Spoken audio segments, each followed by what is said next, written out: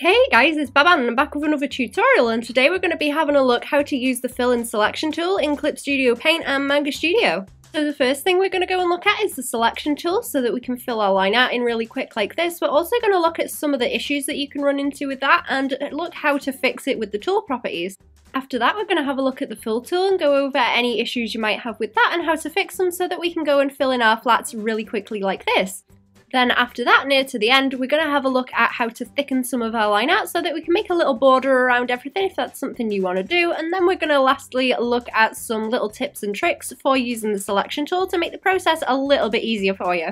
The piece I'm using as an example in this is one of my little Welsh Dragon stickers that I have a set of. I'll be putting a link to where you can get prints and stickers of these down in the description and at the end of the video. And let's get started. Okay, so I've got my line art ready to go. Now the first thing I want to mention is that sometimes, especially when I see people starting out and doing speed paints and stuff, I see that they'll go and make a new layer underneath their lines and they'll just start painting everything in like this, and they'll be trying to go really careful along the lines to try and fill it all in, and then once they've got all of it done, they've got to pick a different colour and they've got to go and fill every separate little bit in, and there's far easier ways to do that. So let's get rid of that. What we want to do first is fill the whole thing in just with a plain flat colour so that we've got basically the silhouette of everything. So what I'm going to do is go up here to the wand tool, which is just a stick with a little star tool on it, and if we look at all the things on here, there's a bunch of different little settings, and we're going to look at some of them that just let us do this really quickly. Okay, so I'm going to set this back to just default the way it'll be when you guys have got it, so that you can see how it just behaves on its own. I'm going to go and select around these guys just by tapping the area outside of them on the line art layer, and you can see it's got a moving edge around it of black and white pixels that's showing me the edge of where the selection is. It's really small, but you guys should be able to see it. Now what that's doing is selecting all of this area outside, so I'm going to go onto my layer underneath where I want my silhouette to be, and if I start painting on that, it's going to paint on the outside of them, and we don't want it to do that, we want it inside. So there is an option if you go up to the very top and click on selection, which is the fourth one along, and you can come down to invert selection, and the shortcut for that is Shift Command I or Command Shift I, and that has reversed where the selection is, so instead of being outside when I paint it on, it's going to be inside of them. So that fills them in, and you're thinking, hey great, that's rad, look, I've managed to fill it all in. You know, there's a couple of little gaps which I'm going to sort out in a minute and we will go over, but if I deselect this now with Command D, and if I start zooming in, then you should be able to see there's some little crispy white bits just along the very edge there, and when you start doing that with colours, then you're going to end up with a really dodgy crispy edge. So if I get rid of the lines, you can see it's kind of just peeking out just over the edge of where the lines are, especially if I make the lines a little bit transparent. You can see it is just over the edge, and it's going to be like that all over all of these edges. It's going to be worse in some places than others, but it's not a good look. And you might be thinking, oh no, I managed to do it, but now I need to go and like manually fix everything because it's gone all horrible and crispy around the edges. Like, is there a way for me to make it pull in slightly so that it goes inside the lines so that it's nice and smooth like this instead of being crispy? And my god, yes there is. You betcha. Now let's deselect all of that again.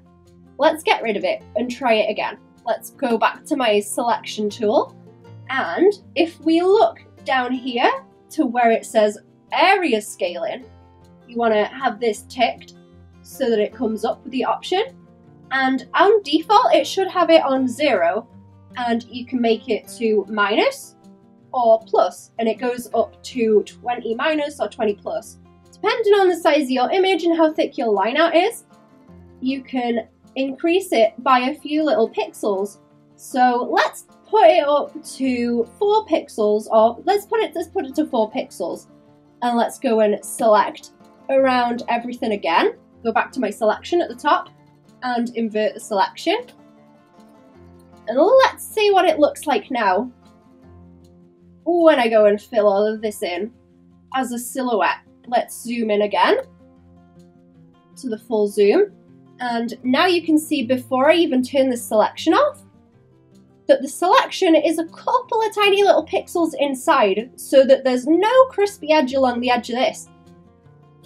And if I reduce the opacity of those lines, you can see it's definitely within that amount of pixels into where the line art is, because we've done the selection on the line art layer around it. So yay! Now we've got our flat background. Ain't that neat? You can go and roll with that. Go and start messing about with your colours if you want, but you're probably going to have a few little bits like this that are gaps. Now, what you can do before you actually do the selection is do it for the main chunk, and then you're going to want to hit the shift button, hold the shift button down and press that, and that's going to give you the selection for the area that's already selected plus that. And you go and do that for any other little gaps that there are.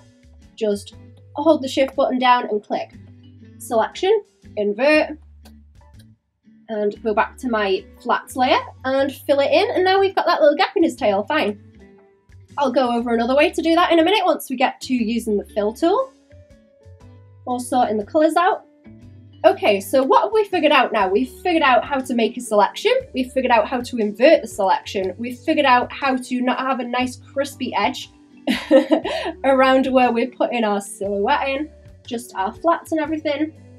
But what if we don't want your flat colours on and you're hitting the selection on that layer and it's not working, it's not selecting anything? There's another little piece in this menu that says multiple referencing. If it's just on the third one, which is the fill tool with a box with a little tick in, that is only referring to the layer that you are on, so it will work fine. The selection will work perfectly fine if I'm on the layer that has the line art on, but if I'm not, then it will only select what's on the layer, and because it's an empty layer, it's just selecting the entire thing. There is a way around this as well, and I've got two line art layers. But let me draw a little box to show you guys. So this one's on the second line art layer at the top with all of my line weight. And there's this one underneath, that is the majority of the lines. Now, if I want to select around both of those sets of lines and the box, then I need to set it to this first one on the multiple referencing selection. And that is a picture of the fill tool with a little stack of papers. It's got 3 little papers on it. And regardless of what layer I'm on, I can go onto my paper layer at the bottom, or just a plain layer at the bottom where there is absolutely nothing on. This layer is completely empty. I can hit the selection and it will select around anything that is visible on the screen, like that. So I'm not actually on the layer with the line art, but it's managing to select around like things from multiple layers as well. So I've selected around this box and these lines. You can see the selection around here. And I'm also selecting around this. So it's given me a silhouette for both that and that by using the first option in the multiple referencing to reference all the visible layers. Something else we can do if we've got a few just tiny little gaps in our line art, I'm going to put them back in, is if I go and use the selection tool, it's going to end up eating into these gaps, and you can see where that's gone inside this shape through this gap here. Now, like on the fill tool that we're going to look at in a minute, there is up here an option that says close gap, and it's got 5 different levels that you can click on. Now, I had it on the lowest, so it's not going to register any kind of small gaps between anything as a straight line. So if I set it up to the maximum and select around it again, it's going to cut them off for you. And sometimes it will eat into the shapes. Like for example, if I do it on this wing, it's going to come down this way and cut it off. And I'm just going to fill that in so that you guys can see it a little bit easier. As it is, you can see that this is the area that it's cutting off, instead of going and filling this entire thing like it would if I just had it set to 0 and it'd fill the whole thing. Another issue that you might run across, depending on how your line art looks, is that if you have gaps in your line art, because some people don't always join up their line art completely, they like to keep it a little bit more loose with maybe a few gaps in it. So let me just go and eat away at it a little bit, like this, maybe around here a little bit.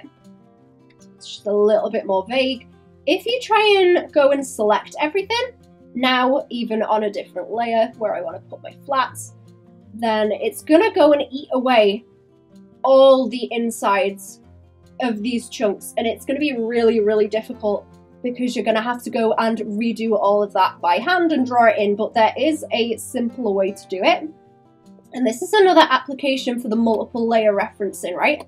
So what I'll do is I'll go and get my pen, I'll get the color that I want, and I'm not on this layer, I'm not on my lines layer, I'm on the layer underneath here, the third one down that doesn't have anything on it. And what I'll do is go and just finish off any of these line edges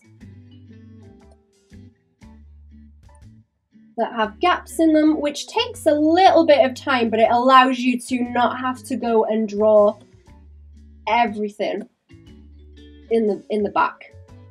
Okay, so I've got that filled in, and it's on its own layer underneath, and that's the one I'm going to fill in completely in white. So I'm going to get my selection again, and I can do it on whichever layer I want, and because it's going to reference everything that's visible, it's going to reference both the lines and where I've blocked in those filler bits. So it's going to pick up on this as one continuous shape that I can select around, and then you should be able to see there's a really nice selection edge around all of these parts that I've gone and filled in, and then I'm going to go to selection and invert the selection again.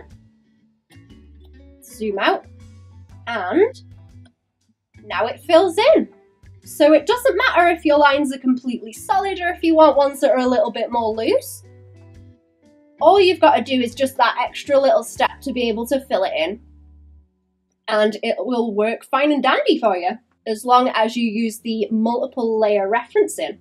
Okay, so I'm going to go and do this properly now, the way I would do it with the line art that I actually have here. So I'm setting it to multiple layers, reference all the layers that are visible because I want it to pick up on all of my lines, both the line art layers, and I'm going to do it on the layer underneath because I don't need to change the layer because it's only referencing what's visible anyway. I'm going to select around it, I'm going to hit the shift button and select the area that's the gap in his tail over there. I'm going to go to selection up the top and invert the area. I'm going to get my pen and fill it in. A way that I like to do this as well, by the way, is just to use the shape tool, just with the flat filled in rectangle of whatever colour I'm using, and then I will just go over the entire thing, and it basically does it in one click for you, which is pretty good. I really enjoy that.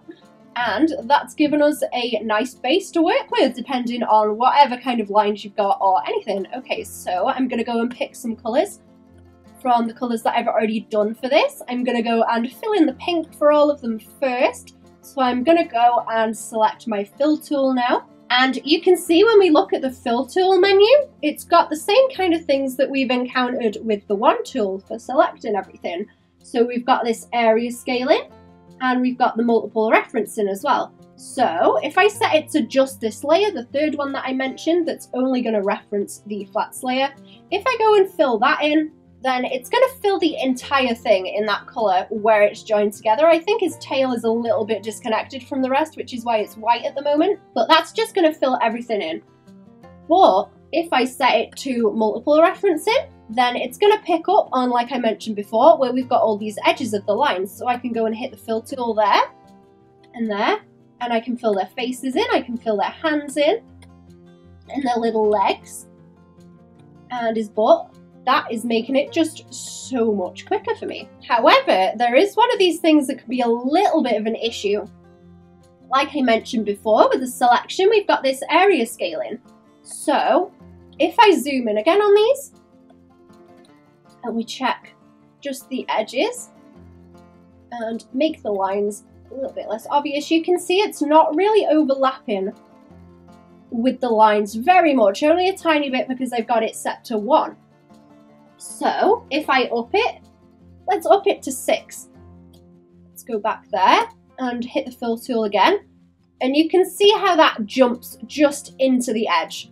It eats into my edge a little bit because I don't want those crispy edges on the inside of my lines either. However, this can potentially be an issue because if I press something and it leaks outside of the shape that I've already got, it's going to keep making the shape bigger, and it can potentially leak way out of where you've got your lines, like that.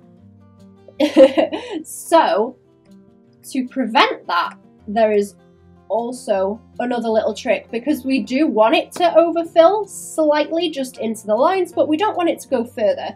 So, there's a little trick that I use before I start my fill tool, which is to take this layer with my silhouette, and if you look just above the layers menu, up in this corner by here, there is a little icon that has a lock and also like a little chessboard. It looks like a little Battenberg cake. There's 2 little black squares in it and 2 little white squares in its own little square to mimic the transparency that you get if you turn the background off like this. And let me give you an example. If I draw on this layer now, it's going to go outside of these lines, just on my flats layer. And it's going to do the same with a fill tool. It's going to keep going over because there's nothing stopping it. But if I hit this little icon here, press it down, then when I colour in on this, it's going to stay within the shape that already exists there. And that is called the transparency lock. So anywhere that's transparent around it is going to be locked. You're not going to be able to draw on it. You're only going to be able to draw in this flat piece that already exists there that you've put down. So that means that, you know, even if you're doing it with a pen, or if you're going and using the fill tool like this, then it's not going to go outside of the shape that you've already drawn. So even if I get rid of this and go and fill it in, then you can see it doesn't jump any further out. It stays to the shape that it is. Let's bring those lines back on. Let's bring them back to just being a flat white colour. Let's zoom back in with the pink. And go and fill some of our different little areas in. And we do there, and the wings. And let's zoom in again and see what that looks like underneath the lines. You can see that it's filled in quite a lot. We've got some little crispy bits that aren't quite filled in, but that's going to be the nature of it. If you want to do it lineless, it's a little bit more of an issue because you have to go underneath all these lines and kind of fix where they go crispy. Because if you keep hitting the fill tool, it's just going to keep making the shape bigger and kind of bulge it out. Or you can go and fill in the gaps like these, but they can potentially kind of follow on from each other. So that will take you a little bit longer to do manually, but if you're just doing it with lines, then you should be completely fine. Okay, so another issue that you're going to run across when you're trying to use the fill tool is, let's get a little bit of a darker red for her dress, but I only want it to go around the coat and not this front piece of the dress. There's a little bit of a gap there. Now, I can do the other trick, like I mentioned before, with a selection where I can go and block it off in the colour like this and then use the fill tool. But there's also another little trick you can use with the bucket tool. And that is this up here, which is, it's actually something you can use with the selection tool as well, which might help you if you only have tiny little gaps in your lines. And I don't have it turned up very much now, so if I have it set down to the lowest one, then it's just going to fill the entire thing. If I set it to medium, it's still going to do the same. If I set it to the highest level, then it's going to stop about there, and it's going to register this as something that's closed off because they're so close together. And I can go and do this over the entire thing, like that, and fill it in a little bit easier without having to swap tools. And then I only need to go and fill that piece in. It just saves me a tiny little bit of time. It's something that I probably do on her eye as well. Nope, the gap's a little bit too big on that one. It's something that I would do on, let's say, wings like this. So you can see there's tiny little gaps in between the shapes on them here, which if I had it on low, it'd just go and fill in. But if I turn it up to high, then it's going to do that for me.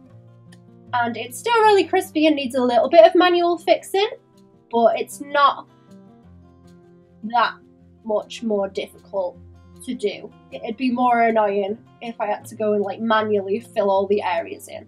This is just a tiny little bit of fixing afterwards. Okay, so I'm gonna get rid of those flats. I'm gonna bring in the flats that I've already done, where I've gone and put all of my different colours on how I want them. And that's all just on a single layer. And if I get rid of my lines on that too, you can see that there are still little crispy bits, because I think I used this red as the base colour, so you can see kind of underneath where the lines are, where it's still red, where I've gone and used the fill tool with the lines on top and just filled the other colours in. And one last little thing that I want to give you guys a tip for is put in little borders around things like this, which can be kind of difficult. It's not something you want to do manually because it's really difficult to keep the line weight the same all the way around. So what I'll do is, because I've already got my shape set out on my flats layer, I can go and select it. And with this area scaling, do you remember I mentioned you can either have it on 0 and it's not going to go anywhere, or you can put it to plus so it's going to eat into the line art. You can also put it all the way down to minus something. So if I put it to minus something, it's going to select a certain amount of pixels away from the thing. So if I do that and get his tail as well, and I'll zoom in, you can see there's quite a nice little gap between these. And we'll do the same as we did before and invert that selection. And I'm going to make a new layer underneath to show you guys and zoom out a little bit. I'm going to get my block and the colour for the lines that I want to use. And just block this in as a single thing. And there we go. Look, we've got a nice little edge around them. And this might not work depending on how big the thing you're drawing is, because it only goes up to minus or plus 20 pixels. But another way that I like to do this, which can work for basically like any size, is to copy and paste the flats that I've already got. So I've got 2 layers of these base flats now on this layer and this layer. So I've got the transparency locked on this one underneath. So I'm going to make that the colour that I want. So I'm just going to go over it and make it completely flat. Let's get rid of the lines and everything off the top. So these are the same silhouette, but the one underneath is just all a single colour. And if I go down to the bottom here, I've got a correct line width tool. And there's different options on this, and there's thicken width and thin width. Now I like to use the thicken width one. If I just get rid of that, undo it, I'm going to leave this other one over the top and then paint this thickening on the layer underneath it. And if I do it a few times, you can start to see how that comes through as an edge around everything. And this is really, really useful if you want to make stickers like I'm doing right now with these little dragons. And you can do that as many times as you want, which is really, really helpful, and you can adjust it a little bit more. Let's put the lines back on so they're finished. There we go. So I've got 2 different layers that I've done with 2 different techniques for putting lines around the outside. And one final little trick that I want to mention with the selection tool, that if I want to go and say like I did with her eyes are green, but I wanted a little bit of a gradient in them just to make them look more interesting. So what I've done is gone to this layer with my flats. I've gone and set it to plus the area scaling by a few pixels. I've selected it there, hit my shift button and selected that bit that it's closing off, because I've got the closed gap set up quite far. And that's just given me that area. I'm going to do it on the other eye too, actually. So we got both of them. And let's get rid of this layer that we've already got. Now you can see there is that selection border around it. And depending on how zoomed in you are, then it's going to be potentially really, really in your way and kind of annoying, because as you zoom out more, it gets a little bit bigger in comparison to what you're looking at. And it can kind of get difficult to see, or it can skew the way you're seeing the colours. So what I can do is, you know, I could go and paint it in like this and maybe not see the colours as well. Again, I can go up to my bar at the top, and next to where it says selection, there is a menu that says view. And if you go down to here, where it's got the selection bar, the selection border, the selection launcher, it should have a little tick next to selection border. And that's what shows you the area around where you've selected is. So if I just press that, then it's going to get rid of all that crispiness. And it's still going to be just this area selected. You can see that it's not going outside of that area. But I don't have that in the way. I can just like draw in this all I want now, which is super duper comfy. Because it's going to stay within that selected area, but I don't need to see the border all the time, if that is something that kind of gets on your nerves. So yeah, there we go. That is how I use the wand tool and the fill tool and selection and different little options in the menus for them to fill everything in really quick and just have an easier time doing this kind of stuff, rather than trying to fight with doing everything manually like you would traditionally. Hey guys, thanks for watching. I hope this helped. If it did, give us a like, share if you think it'll help someone else, and subscribe for new videos on Fridays. There's a link down in the description to the Discord group if you want to come and chat art stuff with my art community. There's also links to everywhere that I post stuff, as well as where you can find my commissioner info and prints of stuff that I've already drawn, including these, which I will put a link to on the screen, to my Redbubble. Lastly, here's a few other little tutorial videos that you guys can go and watch. Yeah, thanks for watching, lads. Bye-bye.